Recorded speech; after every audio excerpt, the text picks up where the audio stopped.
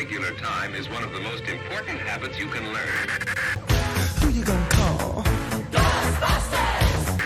Jason was my son, and today is his birthday. Poor Lori.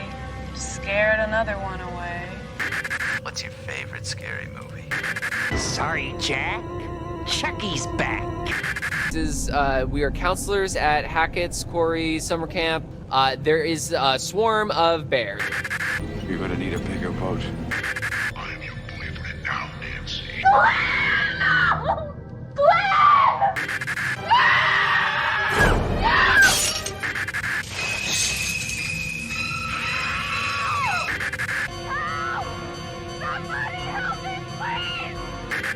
Most people are so ungrateful to be alive, but not you.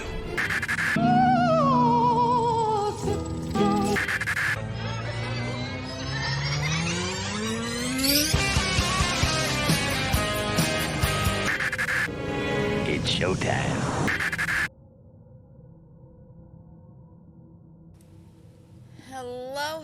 Hello, and welcome back to another fabulous and wonderful episode of the Scream Stream. Now, we are on episode 16, and today's episode is a real treat, I would have to say. I absolutely love this movie, even though this is honestly my second time ever watching it. The first time left such a big impression on me that, well, I'm gonna be honest, it traumatized me in a good way. It traumatized me in a good way, not in a horrific, like I need to curl up in a corner and die kind of traumatized. But I did walk away crying from this movie because it was very, very too close to home, if you understand this movie. And today's movie is Mother from 2017.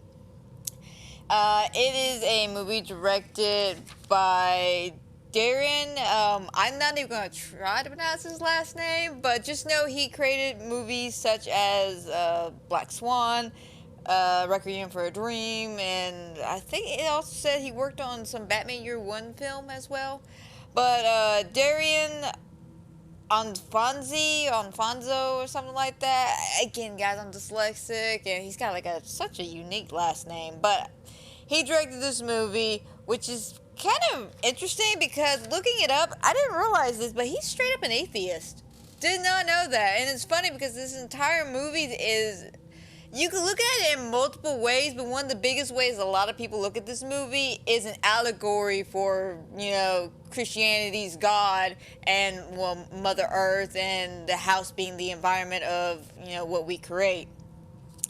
But yeah, he's straight up an atheist, and he actually made a very unique horror movie in my personal opinion. There's a lot of people who either don't like this movie, they think it's corny, it's cheap, it's stupid, it doesn't make any sense. I'm gonna be honest, to me it feels like a smart horror movie, not just a generic jump scare, let's all like freak out kind of horror movie,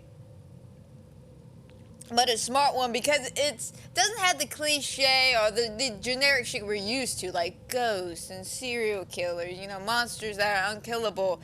This basically puts a mirror to humanity's face and basically shows us what we have done.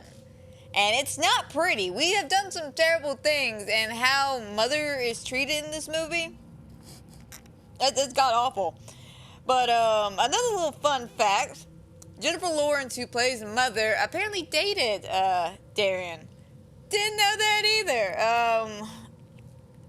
So a lot of people do reference the fact that he apparently wrote this draft from Mother within 5 days after having like a weird fever dream. There's an entire quote, like he did like an entire fucking quote talking about how everything from, we're almost at 8 point something billion people in the world, we're still starving people, we're still fighting wars, we're still doing this, we're still fucking up this earth, and we don't care, and we are so callous to think that nothing bad can happen to us. In actual reality, we're sinking ourselves further and further into more bullshit than we realize.